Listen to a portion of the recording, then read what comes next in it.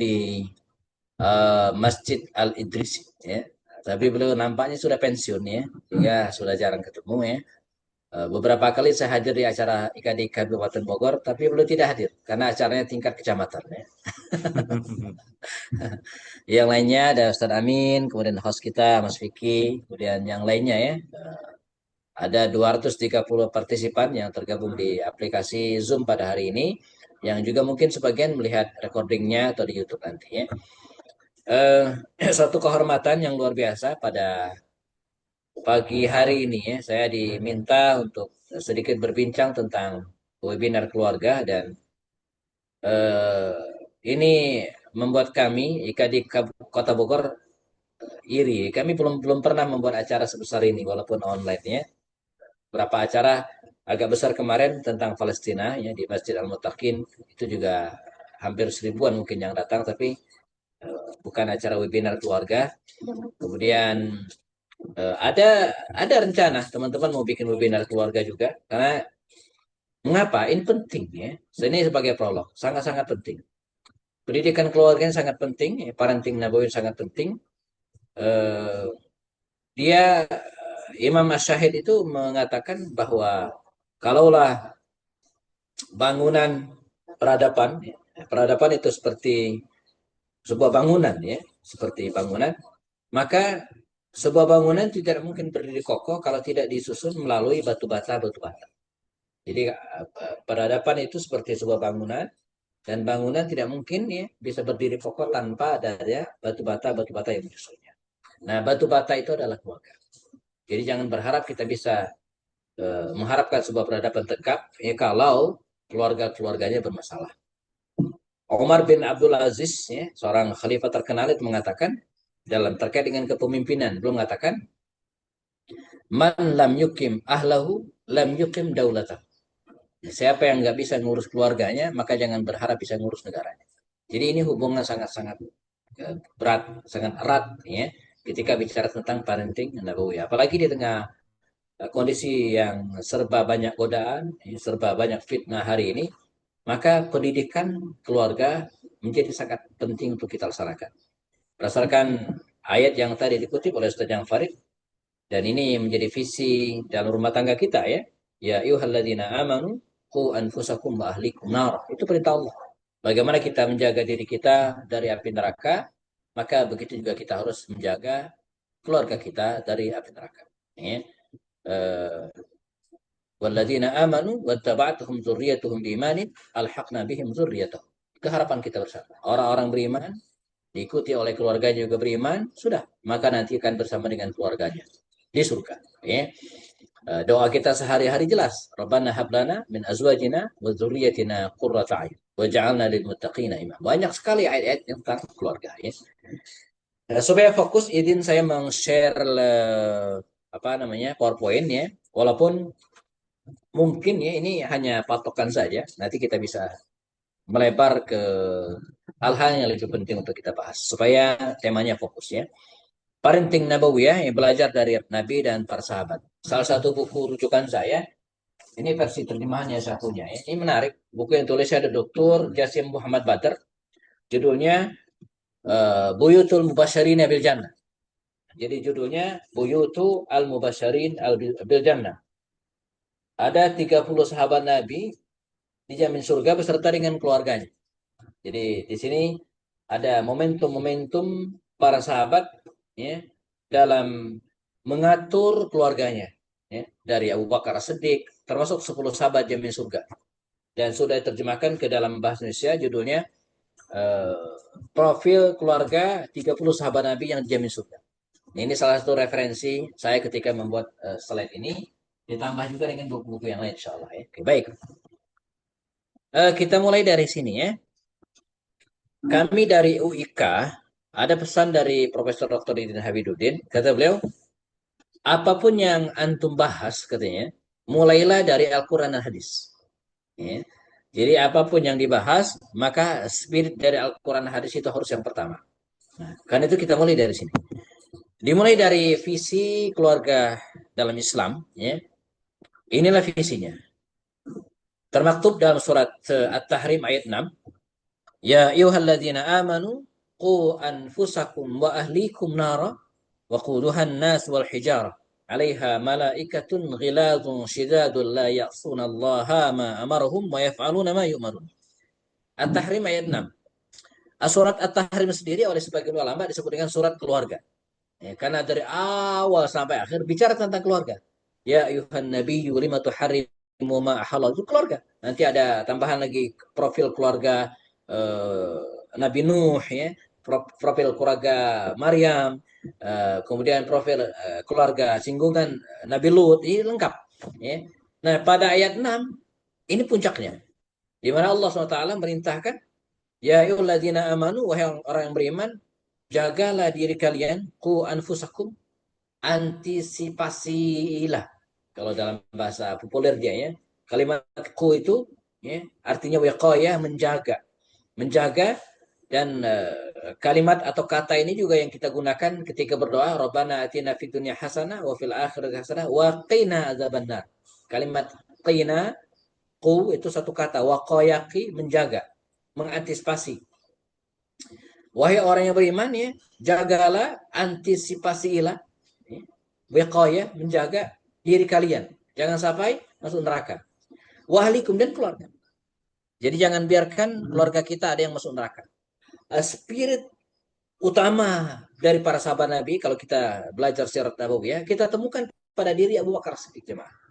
Abu Bakar Siddiq itu ya, salah satu visinya adalah menjaga semua keluarganya dari neraka.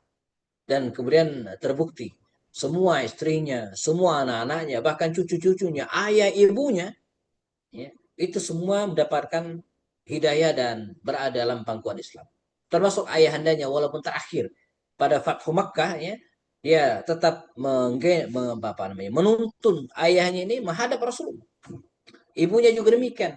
Jadi ketika ibunya terlambat masuk Islam, maka Abu Bakar Siddiq ya, berbisik kepada Rasulullah, ya Rasulullah, doakan ibu saya supaya mendapatkan hidayah. Jadi sampai segitunya gitu ya. Anaknya juga demikian, ketika Abdurrahman bin Abu Bakar ya, ikut perang Badar bersama dengan kafir Quraisy. Jadi waktu itu Abu Bakar Muslim, anaknya kafir. Abdurrahman bin Abu Bakar ini kafir. Ketemulah mereka di Badar. Kalau Umar bin Khattab tak segan-segan melawan pamannya Naufal bin Hisham dan membunuh pamannya, kalaulah Abu Ubaidah Ibnu Jarrah tak segan-segan bertemu ayahnya dan membunuh ayahnya, ya, kalaulah para sahabat Nabi yang lain ya, tak segan-segan melawan saudaranya dalam perang tersebut, Abu Bakar agak beda. Ya, agak beda. Ketika bertemu dengan anaknya di medan Badar, dia menghindar. Setiap kali berpapasan, ya, face to face dalam perang Badar, dia tidak ingin membunuh anaknya. Belakang ditanya, Abu Bakar, kenapa Anda menghindar? Kata dia, saya tidak ingin membunuh anak saya. Hatta sampai dia masuk neraka. Dan saya tidak pengen juga anak saya membunuh saya. Sehingga dia masuk neraka. Tetapi saya berharap suatu saat dia mendapatkan hidayah. Dan betul, sekian tahun kemudian, ya, Abdurrahman bin Abu Bakar ini memeluk Islam. Dan itu menyempurnakan bahwa seluruh putra-putri Abu Bakar Siddiq masuk Islam seluruhnya. Ya, jadi begitu semangat dia menjaga keluarganya dari api neraka. Dia tidak ingin membiarkan satupun di antara putra-putrinya berada dalam jurang api neraka. Semuanya. Ya, ya ayyuhalladzina amanu qu anfusakum wa ahlikum nara. Ya.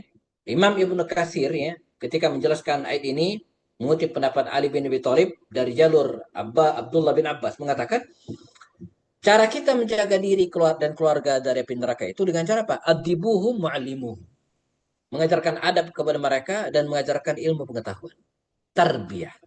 Nah, ya. Jadi cara menjaga diri dan keluarga api neraka itu dengan apa? Lewat tarbiyah, dengan pendidikan. Adibuhum, dengan adab. Ya. Kami di Fakultas Tarbiyah UIK membedah habis kalimat ini. Mengapa dalam dunia pendidikan ya, digunakan istilah at-tarbiyah? Ya. Bukan takdib, bukan juga ta'lim. Nggak ada fakultas takdib, nggak ada fakultas taklim. Yang adalah fakultas tarbiyah. Karena istilah tarbiyah ini yashmul atau tashmulu ya, mengikat semua al-mustalahat aspek pendidikan. Kalau adibuhum mungkin hanya bicara tentang adab, etika, akhlak. Alimuhum mungkin bicara tentang ilmu, ilmu. Tapi kalau at-tarbiyah tidak. Ya. baik tarbiyah dengan kalimat, dengan kata, dengan huruf teh yang kecil, kata almarhum Ustadz Rahman Abdullah ya. Jadi istilah tarbiyah itu dulu ya teh kecil dan atau dengan makna tarbiyah dengan teh besar. Ya. Jadi kalau tarbiyah dengan makna dengan tulisan teh kecil itu masih umum. Ya. Tapi kalau tarbiyah dengan teh besar, wah itu sudah menjadi mustalahat istilah tersendiri dalam jamaah kita. Ya. Jadi menghindarkan anak, keluarga, istri dari api neraka dengan cara apa? Sertakan mereka dalam proses at-tarbiyah. Saya kira clear ini ya. Baik. Nah, dalam hadis juga dijelaskan ya, di mana orang yang terbaik itu adalah orang yang bisa memberikan manfaat kepada orang lain. Khairukum anfa'ukum linnas. Ini menjadi muwasafat ke-10 kita. Nah, ya. Jadi orang muwasafat ke-10 kita ya, diawali dari salimul akidah, ya, sahihul ibadah dan terakhir itu ada apa? Anfa'uhum linnas. Menjadi orang yang paling bermanfaat dan orang yang paling layak mendapatkan manfaat dari kita adalah orang yang terdekat dengan kita. Jadi kalau ada yang mengatakan orang itu sukses, berguna bagi orang lain, tapi bagi keluarganya tidak, wah itu enggak. Ya. Jadi kalau kita menjadi orang yang sukses, menjadi orang yang berhasil, maka yang pertama kali harus menikmati keberhasilan kita adalah keluarga kita. Mengapa? Karena orang yang paling baik adalah orang yang paling baik terhadap keluarganya. Khairukum khairukum li ahlihi wa ana khairukum li ahli. Sebaik-baik kalian adalah yang terbaik bagi keluarganya dan saya adalah orang yang terbaik bagi keluarga. Jadi keluarga kita harus menjadi orang yang pertama menikmati kebaikan kita. Sehingga kalau anak kita ditanya siapakah orang yang paling baik di dunia ini, maka dia harus menjawab ayah saya. Ketika istri ditanya siapakah orang yang terbaik di dunia ini, maka dia akan menjawab suami saya. Ketika seorang suami ditanya siapa wanita terbaik di dalam kehidupan Anda, maka dia akan menjawab istri saya. Meleset sedikit ibu saya, keluarganya. Begitu kira-kira ya. Baik. Nah, inilah visi kita aja, masuk surga sekeluarga. Dalam surat At-Tur ya, dijelaskan dan ini janji Allah, walladzina amanu wattaba'atuhum dzurriyyatuhum biimanin alhaqna bihim dzurriyyatahum. Pada penggalan ayat ini saja kita sudah paham bahwa orang-orang yang beriman, insyaallah beriman, wattaba'atuhum dzurriyyatuhum dan keluarganya, keturunannya ikut beriman juga, ikut ayahnya, ikut abinya, uminya beriman juga dengan makna yang sebenarnya alhaqna bihim dzurriyyatahum. Nanti di surga dia akan ketemu. Nah, ini namanya reunian sekeluarga. Adalah nikmat yang luar biasa. Manakala kita, maaf ya, ini baru selesai liburan anak-anak. Ya. Saya, Satjang dan yang lainnya punya putra putri 5 ya. Sebagian besar di pesantren, ada yang kuliah. Ya. Tapi ketika liburan kemarin mereka ngumpul semua di rumah. Suatu kebahagiaan tersendiri. Bisa berkumpul di rumah. Nah, bagaimana nanti kalau kita bisa berkumpul di surga? Sebuah nikmat yang luar biasa. Dan ini janji Allah. Dengan syarat apa? Amanu wattaba'atuhum dzurriyyatuhum biiman. Mereka beriman dan anak-anaknya, keluarganya, zurianya pun beriman. Kalau tidak, maka tidak bisa masuk surga sekeluarga ya. Nah, dari mana kita melakukan proses parenting ini, pendidikan ini, tarbiyah ini ya? Ya, dimulai dari pasangan. Karena itu ketika kita diajari Allah berdoa, Rabbana hablana min azwajina wa dzurriyyatina qurrata a'yun waj'alna lil muttaqina imama. Wahai Tuhan kami, berilah kami azwaj pasangan. Jadi membentuk keluarga bahagia, membentuk keluarga seperti Nabi itu dimulai dari pasangan dulu. Ini adalah pondasi. Akan sangat sulit sebuah keluarga tegak dengan bagus, terwujud sakinah, mawaddah warahmah kalau antara pasangan suami istri bermasalah. Ini penting, ya.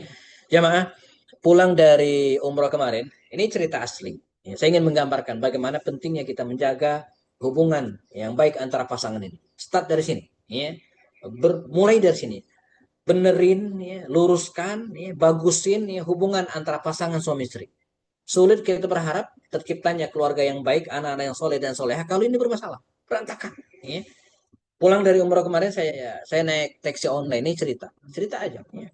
Dan sepanjang perjalanan supaya nggak ngantuk dan ini sering saya lakukan juga. Ini bagian dari dakwah saya kira ya. Jadi kita tidak membiarkan supir sendirian, kita ajak ngobrol. Di situ kita tukar nomor handphone. Nanti masuk tema-tema dakwah ya. Dan dia cerita ya, saya baru pulang umroh diminta doa ya, masih dikelilingi malaikat katanya begitu ya. Dia mendapatkan musibah. Apa itu? Mohon maaf ya, diawali dari keluarga yang sudah settle, bagus secara ekonomi, sama-sama bekerja di sebuah hotel gitu ya, sudah punya anak satu, ya, sedang dalam proses untuk beli rumah, sudah bagus lah. Dan musibah itu datang. Ya, istrinya ya, berselingkuh, ya, istrinya main mata, bukan main mata lagi, main badan bahkan dengan orang lain, dan perceraian yang pun terjadi. Semua berantakan, pendidikan anak berantakan, semua. Dari mana? Dari tidak adanya keharmonisan antara suami dan istri. Nah, jadi Rabbana hablana min azwaj, kita mulai dari azwaj. Baru kemudian zuriyah, ya, anak-anak.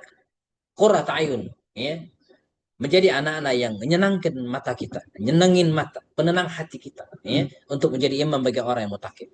Jadi kuncinya di mana? Antara ibu dan anak, antara pasangan, ya. Karenanya dalam teori pendidikan, ya, ibu itu menjadi penting. Ya, Rasulullah sendiri ketika berwasiat kepada kita para laki-laki, beliau mengatakan, takhayyaru linutafikum. Takhayyaru linutafikum. Pilihlah, carilah ya, wadah, tempat linutafikum, tempat kalian menanam benih. Masya Allah. Jadi Rasul mengibaratkan jamaah, para ummahat itu, para ibu itu seperti lahan, ya, yang kalau subur maka akan menumbuhkan tanaman yang subur pula.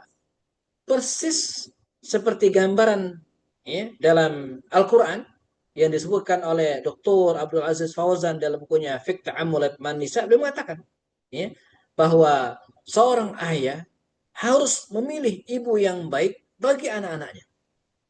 Jadi kalau kita bicara tentang hakku al-abna ma'al-aba, hak anak terhadap ayahnya antara lain adalah ya, dia harus mendapatkan ibu yang baik. Saya ulangi, ya, min hukukil walad, di antara hak anak yang harus dia dapatkan dari ayahnya adalah apa? Mendapatkan ibu yang baik. Wal baladu thayyib yakhruju nabatuhu biizni rabbih walladzi khabutha la yakhruju illa nakida. Dan tanah yang baik, al balad at-thayyib, pot yang baik, kebun yang baik, yakhruju nabatuhu biizni rabbih, akan tumbuh tanaman-tanaman yang subur dengan izin Allah. Ya, kalau tanahnya gersang, walladzi khabutha, gersang, nggak subur, la yakhruju illa nakida, dia nggak akan tumbuh apa, dia akan layu. Ibu juga demikian, ibu seperti pot, ibu seperti ladang, ibu seperti lahan. Ketika kita menanam benih tersebut, maka akan sangat tergantung dengan lahannya. Manakala lahannya tidak subur, maka jangan berharap kita mendapatkan anak-anak yang baik. Karena itu Hafiz Ibrahim, seorang sastrawan, salah seorang sastrawan dari Mesir, yang hidup pada tahun 1872, menggubah sebuah syair panjang, dan salah satu penggalan syair tersebut menjadi viral. Bahkan begitu viralnya sampai-sampai ada mengatakan ini hadis. Sengaja saya kutipkan di sini karena ada jamaah yang mengira ini hadis, padahal bukan. Saking bagusnya. Apa kata Hafiz Ibrahim? Al-umu madrasatun. Idza adatta syaban thayyibal arab. Insyaallah ya. Al-umu madrasatun. Emak, ibu adalah sekolah. Nah, jadi sebelum kita mengantarkan anak kita di PAUD, sebelum kita mengantarkan anak di TK, SD khususnya, sekolah mereka adalah ibu. Di rumah. Artinya apa? Peran ibu itu menjadi sangat penting karena dia menjadi ibu bagi anak-anaknya. Ya, maka iza adata, kalau engkau menyiapkan ibu yang baik, a'datta sya'ban tayyibal akhrab. A'datta sya'ban tayyibal arab. Berarti engkau telah menyiapkan generasi yang sebaik-baik dari akarnya. Jadi kita pengen nanam bunga yang bagus, yang pertama kali kita siapkan adalah lahannya, tanahnya, potnya, ya, agar tanam itu bisa tumbuh dengan baik. Generasi juga demikian. Kalau kita pengen mendapatkan generasi yang baik, siapkan ibu yang baik, siapkan tanah yang baik, maka akan keluar generasi yang baik juga, insya Allah ya. Pertanyaannya, atau dengan demikian, maka jelas kalau kemudian pendidikan di rumah ini menjadi penting. Ya, dialah yang kemudian menentukan nasib seorang anak. Apakah akan sesuai dengan fitrahnya ketika lahir dalam keadaan suci atau berubah?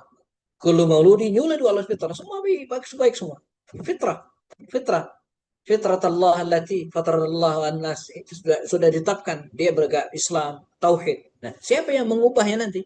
Abawah, ibunya, ayahnya, kedua orang tuanya.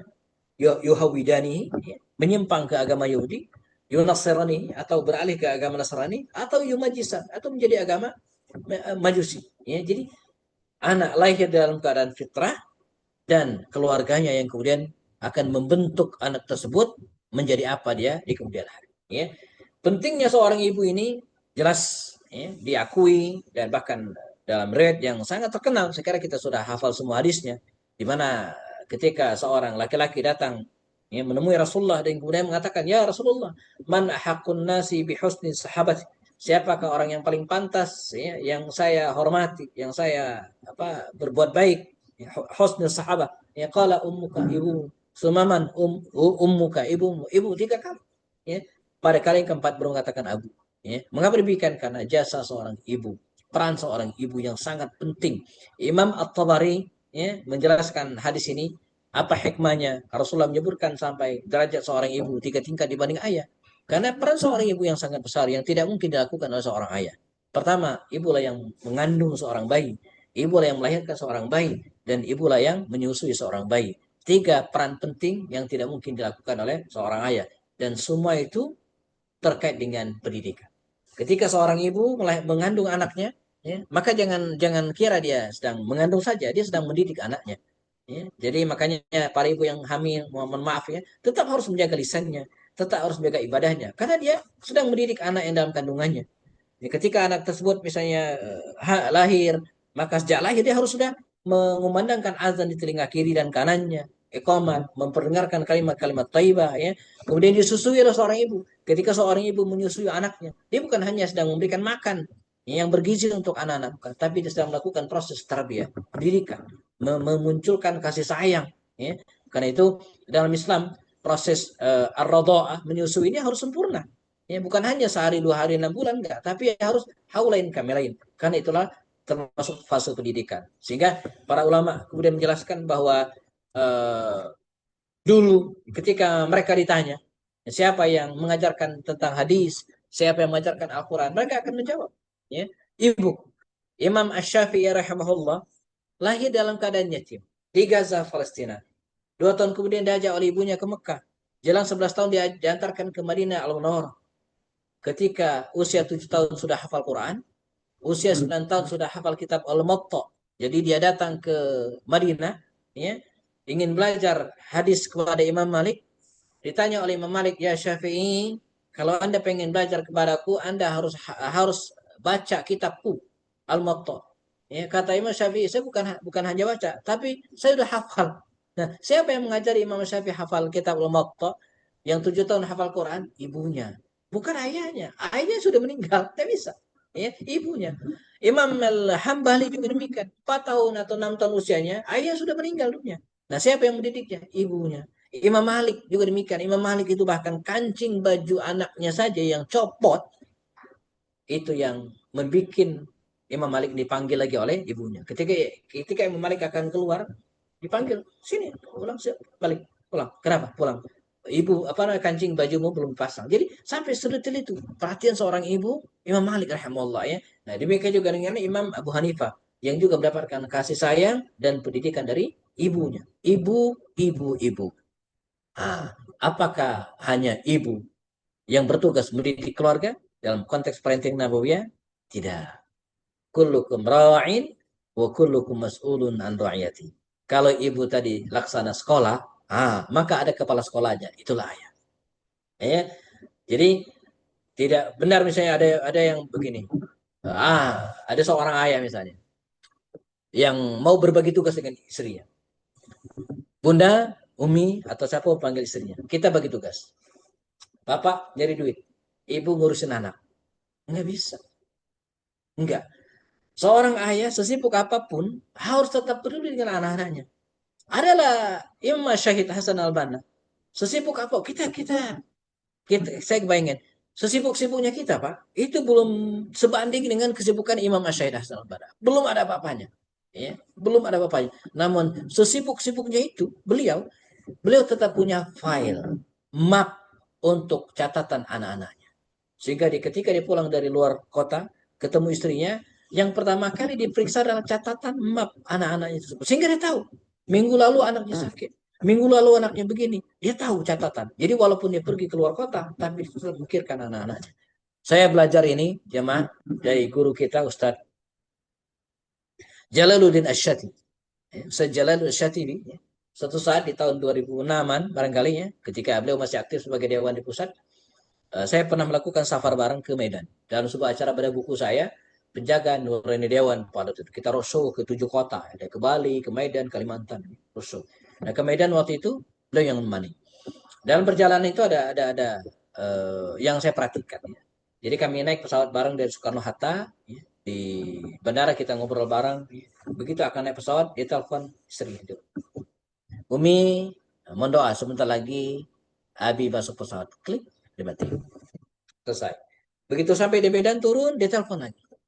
Akan masuk ke hotel, dia telepon lagi. Akan makan siang di hotel.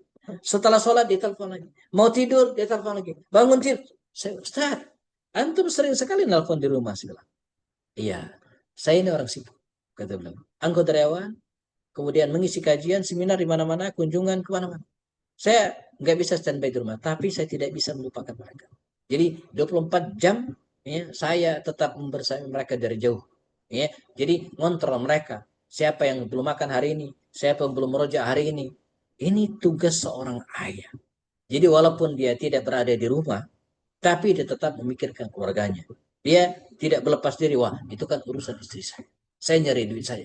Tidak. Nah ini menjawab pertanyaan beberapa ikhwah teman-teman kita yang, Ustadz, saya kerja luar kota sampai 2 minggu.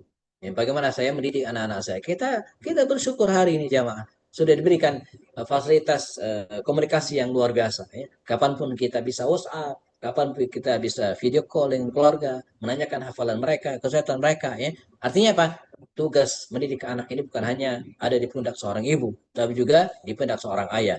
Nabi dan para sahabat terkenal sebagai orang-orang yang sangat mencintai anak-anaknya. Bahkan terkenal sekali suatu saat dikisahkan uh, Umar bin Khattab radhiyallahu anhu dalam kisah ingin mengangkat seorang kepala negara. Sejenis gubernur atau wali kota begitu ya. Berbincanglah Umar dengan calon wali kota ini banyak tentang hal-hal serius. Tiba-tiba ada di antara atau di tengah-tengah keasikan Umar bincang serius dengan calon wali kota ini ya, ada beberapa anak kecil lari-lari. Nah, laki-laki ini, calon wali kota ini mengira Umar akan marah. Karena dia tahu Umar itu emosional. Walah. Ya. Tapi di luar nurul kata anak-anak ini. Di luar dugaan ternyata Umar berdiri, mengangkat, menggendong salah seorang di antara anak tersebut dan kemudian memangkunya. Kata laki-laki itu penuh heran, ya Umar, apakah Anda sering melakukan hal ini? Dia enggak menduga Umar akan melakukan hal itu. Dia kira Umar akan melotot, akan bentak. Tidak ternyata. Umar menggendong anak tersebut, memangku dan menciumi kepalanya. Apakah Anda sering melakukan hal ini? Kata laki-laki itu. Kata Umar, bala ya. Hakadha alaman Rasul. Begini Rasul mengajarkan kami. Menggendong anak kecil, mencium mereka. Dan bahkan saya tulis di slide ya, ada 4 titik yang harus rajin-rajin dicium oleh orang tua terhadap anak-anak. Pertama adalah muqaddamat ras. Kepala nih. Ini harus rajin-rajin diusap, rajin-rajin dicium. Ya, ini namanya muqaddamah ras. Ubun-ubun, Pak. Ya, apalagi anak kecil, doain. Ya, pegang. Yang kedua adalah jabha, kening. Ya. Kemudian yang ketiga adalah al-khaddain. Yang keempat adalah telapak tangan. Dan ini masing-masing ciuman, masing-masing lamasat, sentuhan ini punya filosofi tersendiri. Ketika seorang ayah, seorang ibu mencium ubun-ubun anaknya, ini ya, artinya apa? Ini adalah al-qubla lid-du'a. Ya. Sentuhan, lamasat, ciuman untuk mendoakan.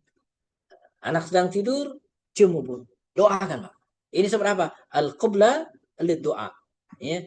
Ciuman untuk mendoakan. Yang kedua adalah jabha.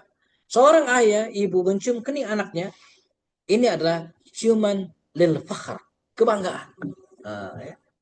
Anaknya pulang dari sekolah, santren, ayah, abi, alhamdulillah aku dapat juara satu. Cium keningnya, cium keningnya. Ini adalah ciuman al-fakhriyah, ciuman kebanggaan. Ya. Yang ketiga adalah al-khaddain. Ini adalah ciuman kasih sayang.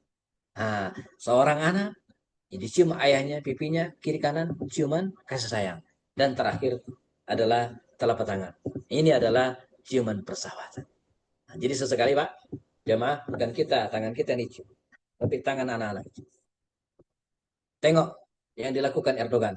Ya, jika memberikan bertemu dengan anak-anak, dia mencium tangan anak, bukan anak-anak tersebut yang mencium tangannya, tapi sebaliknya Erdogan. Dulu Pak Anies Baswedan di Jakarta, juga saya lihat beberapa videonya mencium tangan anak-anak. Saya juga sering bikin kaget jamaah. Kalau umroh ada anak-anak, kata orang tua mereka, Ustadz, ayo anak-anak, saling Ustadz. Kemudian saya terima tangan anak tersebut dan kemudian saya cium. Mereka kaget.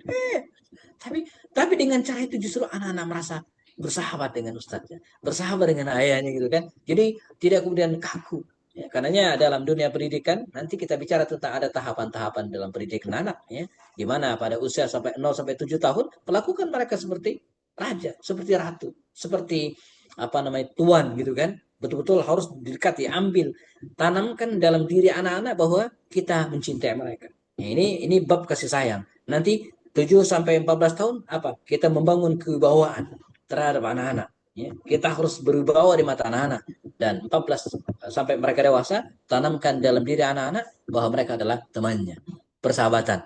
Jadi ketika dewasa anak-anak sudah ditanamkan file dalam diri mereka, file kasih sayang, mereka paham ayahnya, ibunya, abinya, uminya sayang kepada mereka dan di dalam diri mereka sudah tertanamkan file chip kewibawaan. Dia nggak boleh macam-macam terhadap ayahnya. Dia sayang kepada ayahnya, kepada ibunya ya, tapi ayahnya juga harus berwibawa, ya. Sehingga tidak mungkin seorang anak akan membentak ayahnya, akan berkata kasar kepada ibunya. Mengapa? Karena ibunya berwibawa dan itu dibangun pada usia 7 sampai 14 tahun. Namun di tengah kewibawaan itu dia tidak sungkan-sungkan bicara dengan ibunya karena ibunya adalah temannya, karena ayahnya adalah temannya. Jadi 14 sampai 18 tahun itu perlakukan anak-anak seperti kita memperlakukan teman. Sehingga ketika anak-anak punya masalah, curhatnya bukan di story WhatsApp. Curhatnya bukan di wall Facebook. Curhatnya bukan di story Instagram. Curhatnya kepada ibu dan ayahnya. Mengapa? Karena ayah dan ibunya adalah orang yang bersahabat dengannya. Ya. Baik. Hakadha alaman Rasul. Kata Umar. Begini Rasul mengajarkan kami. Ya, Rasulullah pernah mencium Hasan, mencium Husain. Dan ada seorang laki-laki berkata, Inna liya asharatan minal waladi ma qabbalt minhum ahada. Ma qabbaltu minhum ahada. Saya ini punya 10 orang anak, tapi saya tidak pernah mencium mereka. Keterlaluan ya orangnya. Saya punya 10 anak tapi tidak pernah mencium mereka. Mengapa? Karena ada ibunya. Ya. Mungkin kita juga begitu hari ini. Ya. Banyak di antara kita tanpa sadar. Misalnya ada anak kita usia 2 tahun. Ayah, Abi, mana celana aku mana? Minta sama Umi. Ya. Jadi ayahnya masih asik main handphone. Ayah, mana susu? Minta sama Umi. Sepatu aku mana? Jadi hari ini kita kadang mengandalkan itu. Ya, padahal mereka butuh perhatian kita, gitu ya. Man la yarham la yurham. Ya, man la yarham la yurham. Barang siapa yang tidak memiliki kasih sayang, maka tidak akan mendapatkan kasih sayang Allah SWT. Karena itu terkait dengan calon gubernur tadi, ketika dia mengatakan saya punya anak tapi tak pernah menciumnya, tak pernah menggendongnya, Umar tak jadi mengangkat laki-laki tersebut menjadi gubernur. Bagaimana mungkin Anda bisa menyayangi rakyat kalau anak sendiri tidak pernah Anda sayang? Ya, oke, baik. Nah, sekarang kita masuk ke tema utama kita ya. Bagaimana spirit pendidikan Nabi dan para sahabat ini relate banget dengan kondisi kita jamaah, dengan apa namanya jamaah kita ini ya. Pertama, belajar Rasulullah dan para sahabat ada 4 spirit, 4 ruh ya, yang harus kita tanamkan dalam diri anak-anak kita. Pertama adalah ruh dakwah, semangat dakwah. Ini yang pertama ya. Setiap kalian adalah dai sebelum menjadi apapun. Kullukum du'atun qabla an takunu kulla syai'. Ini kaidahnya. Ya. Jadi tanamkan dalam diri anak kita tentang spirit dakwah, semangat dakwah ini. Sebagaimana Rasulullah menanamkan itu kepada anak-anaknya. Sebagaimana para sahabat menanamkan hal itu kepada anak-anaknya. Ya. Umar bin Khattab ya, ketika suatu saat eh, hadir dalam sebuah majlis, ya, dalam sebuah majlis. Lalu kemudian Rasulullah bertanya kepada para sahabat, para sahabat, kata Rasul, tahukah kalian tanaman apa yang daunnya tidak rontok dan menjadi perumpamaan yang baik bagi umat Islam? Para sahabat diam 1000 bahasa, tak seorang pun menjawab pertanyaan Rasul. Nabi pun mengatakan pohon kurma. Bubar adalah Abdullah bin Umar, putra Umar bin Khattab. Dia mendatangi ayahnya, ya abadi, wah ayah. Tadi saya bisa jawabannya, menjawab pertanyaan dari Rasul. Nah, kenapa tidak jawab, kata Umar bin Khattab? Ya, saya nggak enak dengan yang lain. Ya, kan yang lain udah tua-tua semua, masa anak kecil jawab? Kata Umar, lain kali tidak. Jadi Umar mendidik langsung ke anak-anaknya gitu kan. Jadi tidak dibiarkan langsung bicara tentang dakwah, menyampaikan pendapat, ya, mengingatkan orang lain gitu kan, mengajak orang melakukan kebaikan, ya. Libatkan anak-anak dalam proyek-proyek kebaikan. Bagaimana Abu Bakar Siddiq melibatkan semua anaknya dalam proses hijrah, dalam proyek hijrah bersama Rasulullah, ya. Bakar melibatkan semua anaknya. Adalah Asma binti Wakar bagian konsumsi, mengantarkan makanan untuk ayahnya dan Rasulullah yang berada di Gua Sur. Adalah Abdullah menggembalakan kambing di sekitar Gua Sur, ya, untuk menutupi jejak Rasulullah SAW dan memberikan air susu. Jadi berbagi tugas. Demikian Abu Bakar Siddiq melibatkan putra-putrinya dalam proyek dakwah. Sehingga ini juga harus kita lakukan, ya, melibatkan mereka dalam proyek-proyek dakwah tidak sendirian. Aktifkan mereka dalam organisasi, LDK, lembaga-lembaga kampus, dan seterusnya, agar muncul ruh dakwah dalam diri mereka. Nah ini, orang tua harus menanamkan ruh dakwah ini kepada anak sejak kecil. Bedakan antara mengajak dengan mengajar. Jadi mengajak, ya, bukan hanya mengajar. Ya. Kita semua mungkin di grup sebelah, ya, di tetangga-tetangga kita suka dikritik, ya, bahwa itu belum punya apa-apa tapi udah ngisi mentoring, ya. Bukan lulusan syariah tapi kok ngisi kajian gitu kan. Alumni ITB kok ngisi tafsir Quran, ya. Mungkin enggak, ya. Kita mengamalkan sabda Nabi yang mengatakan bahwa baligh anni walau ayat. Sampaikan walaupun satu ayat. Apa yang kita miliki itu yang kita sampaikan. Kalau mau ceramah nunggu doktor dulu, kapan kita ceramah? Malah kita punya kaidah, ya, belajar dengan cara mengajar. Nah, ketika kita ingin mengisi halaqah, ketika ingin mengisi mentoring, ketika ingin mengisi sebuah acara, ya, maka kita akan belajar. Maka konsepnya apa? Belajar dengan cara mengajar. Dengan mengajar tersebut, maka kita akan belajar. Ya. Sama seperti hari ini. Ketika saya akan menyampaikan, maka saya bikin slide. Saya siapkan. Saya belajar. Ya. Tapi kalau tidak mengisi kajian, mungkin saya tidak akan menyiapkan slide sebanyak ini mungkin gitu, ya. Oke, baik. In salahatul usra, salahal mujtama. Ya. In salahatul usra, salahal mujtama. Jadi kalau keluarga bagus, maka insya Allah, ya, masyarakat juga bagus. Ruh dakwah tidak akan muncul ketika ibadah pribadi sang anak bermasalah. Jadi start dari ibadah, ya. Jadi ruh dakwah tadinya muncul dari apa? Dari ibadah. Ketika ibadahnya bagus, maka ruh dakwahnya juga akan baik, insya Allah. Di sini Nabi dan para sahabat membiasakan ibadah kepada anak-anak sejak kecil. Biasakan, kata guru kita Ustadz Abdul Hasan, ya, pemilik owner Darul Quran Mulia, ya. Dalam pendidikan anak itu, kata beliau, pertama paksa, yang kedua terpaksa, yang ketiga biasa, yang keempat luar biasa. Nah, jadi pertama apa? Paksa anak bangun subuh. Jangan biarkan mereka diam sendirian. Jangan biarkan kita masuk surga sendirian, enggak, ya. Ajak anak kita masuk surga. Bangunkan mereka, paksa mereka bangun subuh. Kalau sudah dipaksa, lama kelamaan akan terpaksa. Kalau sudah terpaksa, lama kelamaan menjadi biasa. Ala bisa karena biasa. Dan kalau sudah biasa, lama-lama akan jadi anak yang luar biasa. Catat dulu siapa? Paksa, terpaksa, biasa, dan akan menjadi anak yang luar biasa. Ya. Ustaz Hilman Rashad almarhum juga punya kiat. Kata beliau apa? Ada 3 siklus tarbiyah dalam pendidikan anak. Pertama apa? Pertama, biasakan. Terus biasakan terus. Yang kedua, ngasih contoh, berikan teladan. Jangan sampai kita, ayo anak-anak, menghafal Quran, murojaah. Bapaknya main handphone, nggak bisa. Ya. Ayo sholat berjamaah, bapak itu sholat di rumah. Ayo jangan ngerokok, bapak yang ngerokok, nggak bisa. Mulai dari diri sendiri. Ibda binafsik. Kalau kita pengen anak kita menghafal Quran, mulai kita sendiri menghafal. Soal nanti mereka hafal 30, kita cuma juz 30, no problem gitu ya. Tapi kita sudah mulai, gitu ya. Nah, yang ketiga, kata beliau apa? Ya, berikan pengertian. Jangan sungkan-sungkan memberikan taujiah nasihat kepada anak-anak. Yang kedua, roh siasi. Semangat politik. Nah, Masya Allah ya. Jiwa politik itu adalah ketika seseorang melakukan sesuatu dan memikirkan efeknya untuk masa yang akan datang. Jadi jangan alergi dengan politik ya, walaupun dengan cara yang cantik. Terutama teman-teman yang PNS ya. Jadi politik itu bukan berarti harus jadi ketua partai. Politik itu bukan harus jadi anggota dewan, enggak. Politik itu adalah ketika kita memikirkan ya sesuatu yang terbaik untuk masa yang akan datang. Ya, jadi kalau di hadapan kita ada dua pilihan, calon A dan calon B, kita berpikir nih, kalau saya milih A, kira-kira 5 tahun ke depan bagaimana nasib umat? Itu berpikir politik. Berpikir politik itu adalah ya mencari cara yang bagus agar kondisi umat menjadi lebih baik.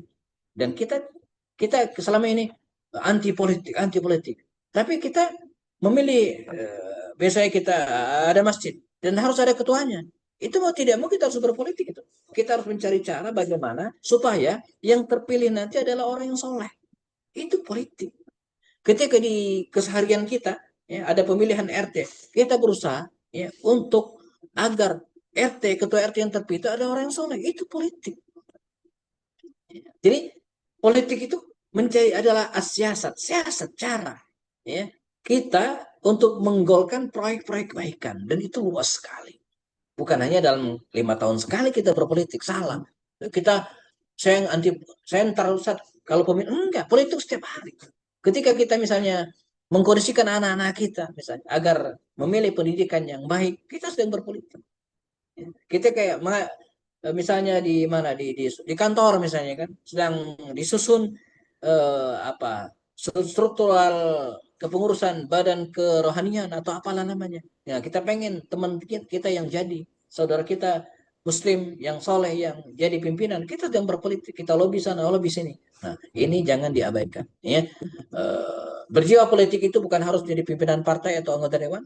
Ketika perang Khandaq, Nabi menyerukan untuk menaklukkan Yaman. Oh, kita berpikir ke depan. Kita berpikir untuk membebaskan Palestina. Kita berpikir untuk menjadi ustaz alam. Kita berpikir agar yang menjadi pemimpin negeri adalah orang-orang soleh. Bahkan Nabi ketika perang Khandaq dalam himpitan yang sangat menjepit, ya dari luar mereka dikepung oleh pasukan sekutu, di dalam dikhianati oleh orang-orang Yahudi, sementara orang-orang munafik berkeliaran mencari peluang. Nabi menyerukan kita akan menaklukkan sama Damaskus, kita akan menaklukkan apa namanya Syam. Uritu kusur Syam kata Rasul ya. Ditunjukkan kepadaku istana-istana Syam, kita akan taklukkan mereka. Ditunjukkan kepadaku istana-istana merah Yaman, istana putih Persia. Ya. Jadi kaum muslimin semangat waktu itu kita akan menang. Ya. Dalam Palestina juga demikian. Kita melihat hari ini 80% Gaza itu habis. Ya, untuk masuk ke Al-Aqsa susah. Tapi kita yakin dengan sabda Nabi bahwa kita akan menang suatu saat dan spirit itu yang kita bawa. Ini namanya juga berpikir politik. Ya. Berbuat sesuatu dan memikirkan langkah sekian tahun ke depan itulah politik. Yang ketiga, roh tijari. Saya ada waktu 10 menit lagi mungkin ya. Roh tijari, semangat entrepreneurship. Ini juga harus kita tanamkan dalam diri anak-anak kita. Apapun profesi Anda, milikilah jiwa bisnis. Ya, jika generasi muda sudah memiliki jiwa entrepreneur sejak muda, ia tak akan pernah berpikir kesulitan mencari kerja. Karena ada ruh tijari ya, dalam dirinya. Mereka yang punya jiwa bisnis itu kreatif. Mereka yang punya jiwa bisnis itu mandiri. Mereka yang punya jiwa bisnis itu ada tidak gampang menyerah, tidak letoy. Maka tanamkan sejak dini ya spirit tijari, ruh tijari, spirit bisnis dalam diri anak-anak kita. Ini ya spirit apa namanya konsep yang saya buat dalam disertasi saya S3 saya dengan judul konsep pendidikan kewirausahaan Rasulullah untuk anak SD. Nah, ya ada 300 halaman lebih ya. Jadi disertasi saya mengupas tentang konsep pendidikan kewirausahaan. Bagaimana kita menanamkan ya jiwa atau spirit kewirausahaan ini kepada anak-anak kita sejak kecil sehingga ketika mereka tumbuh nanti dalam diri mereka mengalir ruh tijari apapun profesi mereka. Andai pun mereka berprofesi sebagai seorang dokter, tapi kalau dalam dirinya ada jiwa entrepreneurship, maka dia akan mengembangkan potensinya dengan membuat klinik, membuat rumah sakit. Ya, kalau dia hanya sebagai dokter, sudah berangkat pagi pulang malam beres. Andai seorang ustadz sekalipun dia berpikir ya, entrepreneurship. Seorang ustadz yang tidak punya jiwa entrepreneurship, maka dia akan mengajar dari majelis taklim ke majelis taklim saja. Tapi seorang ustadz yang punya jiwa entrepreneurship, dia akan berpikir untuk bikin ma'had. Dia akan berpikir untuk bikin lembaga tahfiz. Dia akan berpikir untuk bikin yayasan. Ini seorang ustadz yang punya jiwa entrepreneurship. Seorang kader PNS yang tidak berpikir entrepreneurship, dia akan berangkat jam 7 pulang jam 5 sore. Atau mungkin jam 10 malam selesai. Tapi seorang kader yang punya jiwa entrepreneurship tidak. Dia akan membangun, mulai merintis bisnisnya. Dia akan investasikan hartanya. Dia akan melakukan apapun untuk mengembangkan dirinya. Dan ini harus kita tanamkan kepada anak-anak kita. Terakhir, penutup. Ruhul askari. Ya, semangat militer. Ya, ini juga harus kita tanamkan dalam diri anak kita. Ya. Latihan bela diri bukan berarti harus kelahi. Namun menempa keberanian dan sifat kesatria. Ya.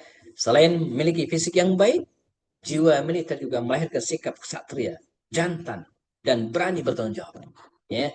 Anak yang punya jiwa militer tidak mudah dibully, tidak mudah ditakut-takuti, dan dia akan tumbuh menjadi generasi yang percaya diri. Ya, sebab dia kuat. Khairku ya, Allah ya menyukai ya hamba yang kuat ya. Al-mu'minu al-qawiyyu khairun wa ahabbu ila Allah minal mu'min dhaif. Ya, kata Rasul, mukmin yang kuat ahabbu ya, lebih dicintai, khairun lebih baik di sisi Allah SWT. Baik dalam semua hal, baik kuat fisiknya, kuat imannya, kuat ekonominya, dan tak terkecuali juga fisiknya. Maka marilah lahirkan hari ini generasi-generasi yang kuat fisiknya, tidak letoy, tidak gampang menyerah. Dari mana? Dimulai dari memilih makanan yang pola makan yang bagus. Ya, hindari micin berkebanyakan. Kalau Imam Ash-Shahid melarang kadernya untuk minum kopi kebanyakan gitu ya. Nah, ini juga bagian dari menjaga kesehatan. Tapi bukan berarti tidak boleh. Dan pagi ini saya tetap ditemani oleh secangkir kopi ya yang belum saya minum ya. Nah, tapi ingat tanpa gula ya. Insya Allah ya. Jadi ini juga bagian dari cara kita untuk menjaga kesehatan. Anak juga demikian ya. Latih fisik mereka, olahraga. Ya. Jangan biarkan mereka overweight. Ya. Sejak dari kecil enggak. Ya. Kader itu harus sehat. Penutup. Ini pemantik bagi kita ya. Beberapa bulan lalu saya berumroh ya, dan sempat bertemu dengan Ustadz Asalim Fillah. Tema kita bicara tentang kesehatan waktu itu. Kata beliau, angka harapan hidup orang Indonesia hari ini berada di angka 71. Jadi angka harapan hidup orang Indonesia antara atau sekitar 71. Tapi kader kita, angka harapan hidupnya 53. Ini harus jadi perhatian. 53 tahun udah meninggal. 54 tahun udah meninggal. Jadi kita ini di bawah rata-rata. Kita nggak bicara takdir. Takdir kita nggak tahu kapan aja bisa mati. Tapi menjaga kesehatan itu penting.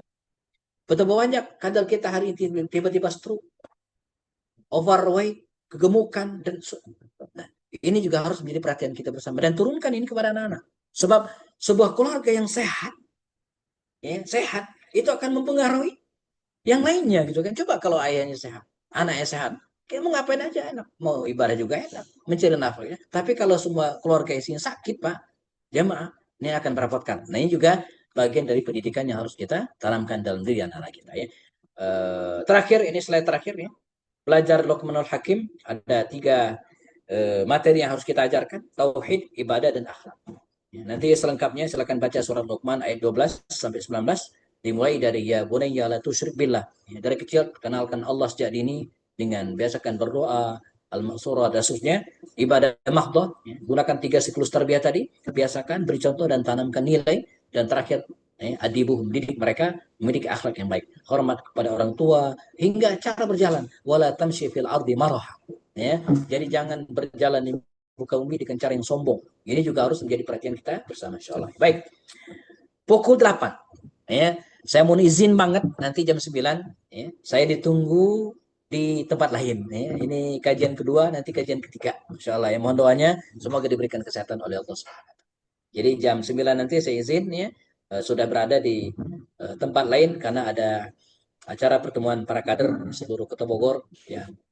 Cluster P, ya. Insya Allah bisa diminta untuk bicara di depan para pemahaman. Semoga bermanfaat. Jazakumullah khairan. Saya serahkan kembali ke host. Jika ada pertanyaan atau hal yang